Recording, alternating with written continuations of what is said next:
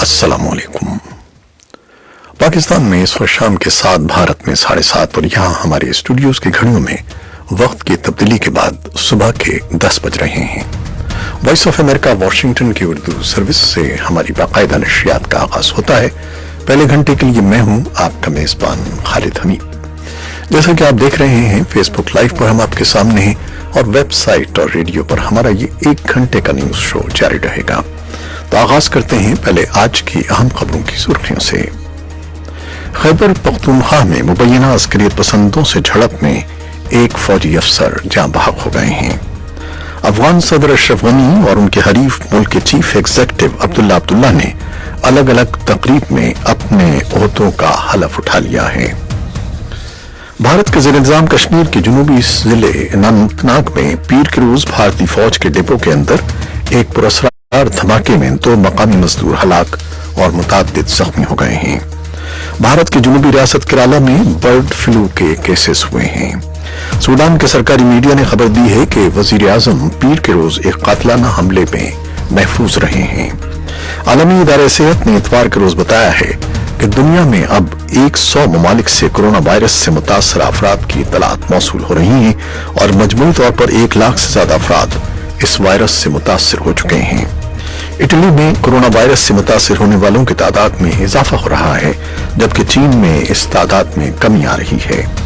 تیل کی گرتی ہوئی قیمتوں اور 100 سے زیادہ ملکوں میں کرونا وائرس پھیلنے کے دوہرے خطرے کے باعث عالمی منڈیوں میں پیر کے روز خسارہ رہا۔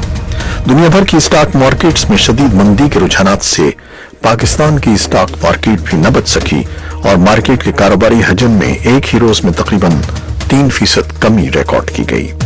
منگل کے روز امریکہ کی 6 ریاستوں میں ووٹ ڈالے جا رہے ہیں۔ یہ تھی 6 سرخیاں، تفصیل کچھ دیر کے بعد۔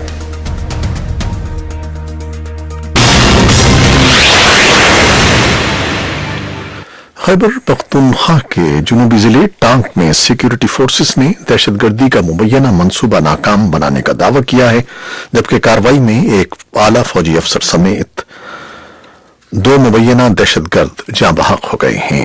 ٹانک کے پولیس حکام نے کارروائی کی تصدیق کرتے ہوئے بتایا ہے کہ فورسز کے ایکشن کے بعد سیکیورٹی سخت کر دی گئی ہے، جبکہ اس علاقے میں تلاشی مہم بھی جاری ہے۔ پولیس حکام کا کہنا ہے کہ کارروائی کے حوالے سے تحقیقات جاری ہیں۔ تحقیقات مکمل ہونے کے بعد مزید تفصیلات فراہم کی جائیں گی۔ فوج کے شعبہ تعلقات عامہ ISPR کے جاری کردہ بیان میں کارروائی کے حوالے سے بتایا گیا ہے کہ عسکریت پسندوں کی فائرنگ سے کرنل مجیب الرحمان جاں بحق ہو گئے ہیں۔ کرنل مجیب الرحمان کا تعلق خیبر پختونخوا کے شمالی اضلاع سے بتایا جاتا ہے۔ افغان صدر اشرف غنی اور ان کے حریف ملک کے چیف ایگزیکٹو عبداللہ نے الگ الگ تقاریب میں اپنے عہدوں کا حلف اٹھا لیا ہے۔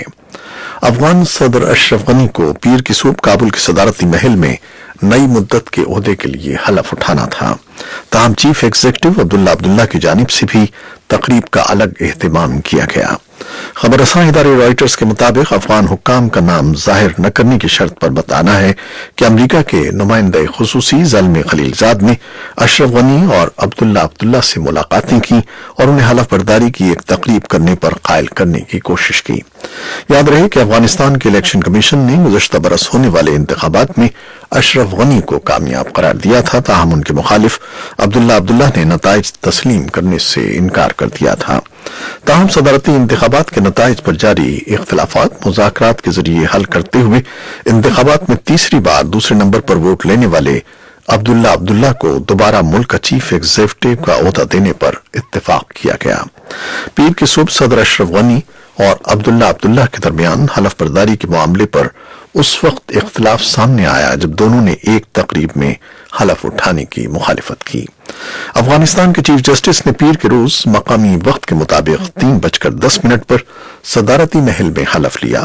اسی اثنا میں 10 منٹ بعد عبداللہ نے صوبیدار محل میں ایک علیحدہ تقریب میں حلف اٹھایا۔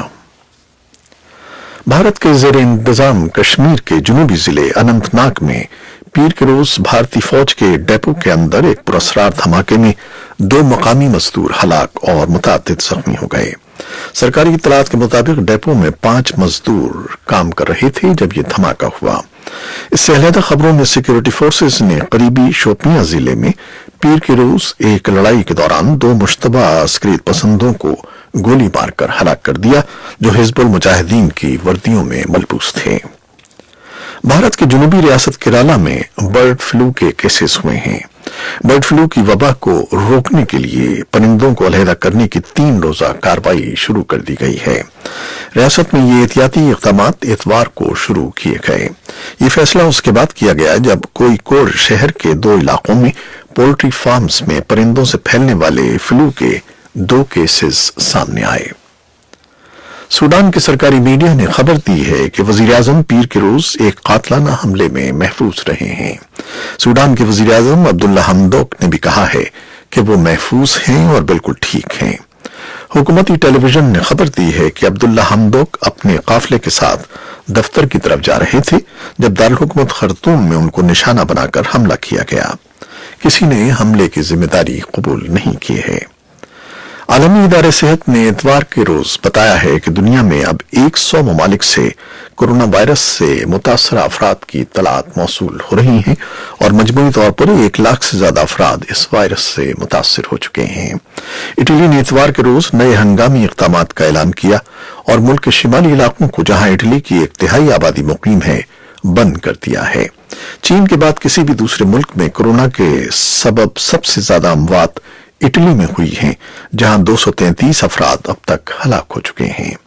اٹلی نے جن شمالی علاقوں کو بند کیا ہے ان میں لمبارڈی کا علاقہ اور تجارتی مرکز میلان بھی شامل ہیں۔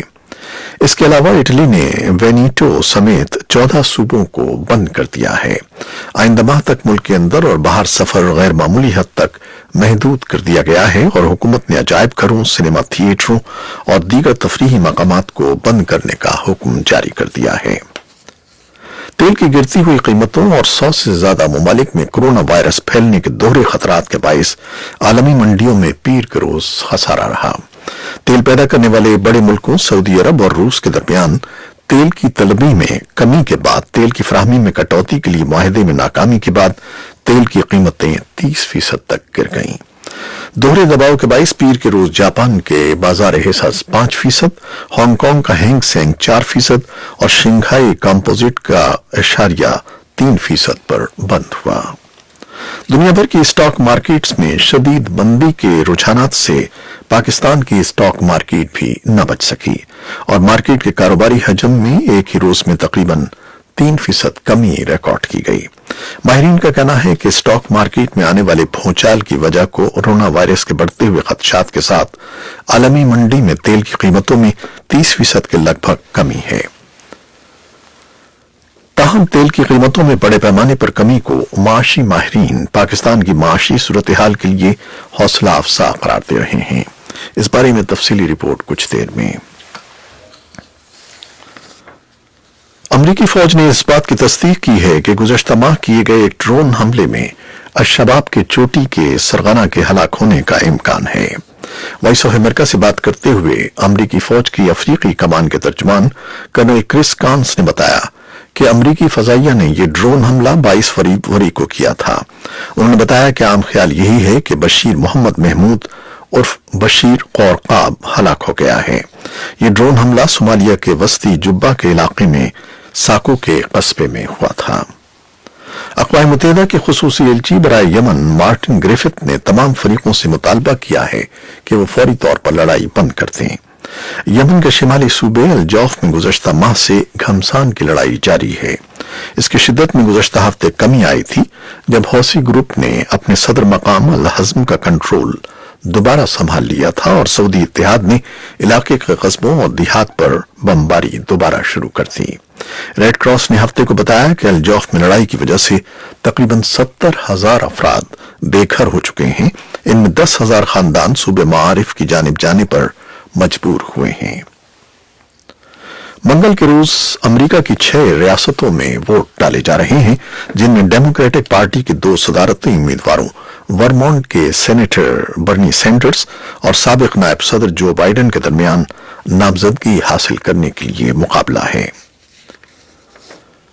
कैमला हैरिस ने इतवार को डेमोक्रेटिक पार्टी की सदारती दौड़ से बाहर निकलने और जो बाइडेन की हिमायत का ऐलान किया। उन्होंने कहा कि साबिक सदर के लिए जो कुछ मेरे बस में होगा करूंगी ताकि वो पार्टी की उम्मीदवार बन जाएं।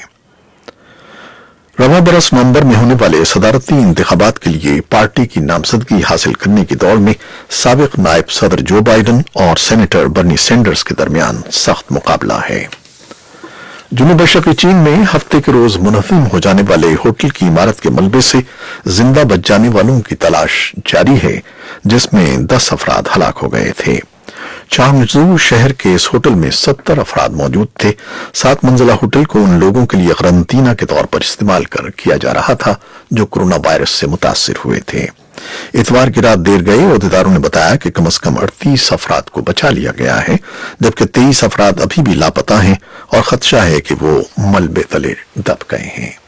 ये थी वो खबरें जो फेसबुक लाइव पर हमने आपके लिए पेश की। वेबसाइट और रेडियो पर हमारा ये 1 घंटे का न्यूज शो जारी रहेगा।